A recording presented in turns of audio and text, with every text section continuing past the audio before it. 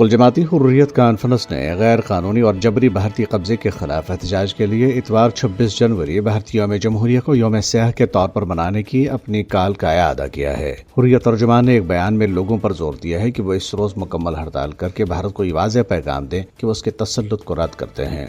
دریاسنا بھارتی قابضین نے یوم جمہوریہ کی نام نہاد تقاریب کے پرامن انعقاد کو یقینی بنانے کے لیے مقبوضہ وادی کشمیر، جموں خطے کے کچھ علاقوں اور سری نگر جموں شاہراہ پر انتہائی سخت حفاظتی انتظامات کیے ہیں۔ سری نگر کے بخشی اور جموں کے ایم اے اسٹیڈیم میں ان تقاریب کے پیش نظر بھارتی فورسز نے ان دونوں مقامات کو پوری طرح اپنے حصار میں لے رکھا ہے۔ قابض بھارتی انتظامیہ نے تمام سرکاری ملازمین کو بھی ہدایت کر دی ہے کہ وہ یوم جمہوریہ کی نام نہاد تقاریب میں لازمی شرکت کریں۔ تعلیم کے عالمی دن کے موقع پر کشمیر میڈیا سروس نے اپنی ایک رپورٹ میں کہا ہے کہ غیر قانونی طور پر بھارت کے زیر قبضہ جموں کشمیر میں بھارتی قابضین کشمیری طلبہ کے تعلیمی حصول کو ناممکن بنانے کے لیے ظالمانہ ہتھ کنڈے آزما رہے ہیں۔ مسلسل فوجی آپریشنز، چھاپوں، پابندیوں، گرفتاریوں اور انٹرنیٹ کی بندش نے مقبوضہ علاقے میں تعلیمی بحران پیدا کر رکھا ہے۔ بھارت کے تعلیمی اداروں میں بھی کشمیری طلبہ کو ستایا، یہاں تک کہ باقاعدہ حملے کر کے زخمی اور قتل کر دیا جاتا ہے۔ بھارتی میڈیا، خاص طور پر ارنب گوسوامی جیسے جھوٹے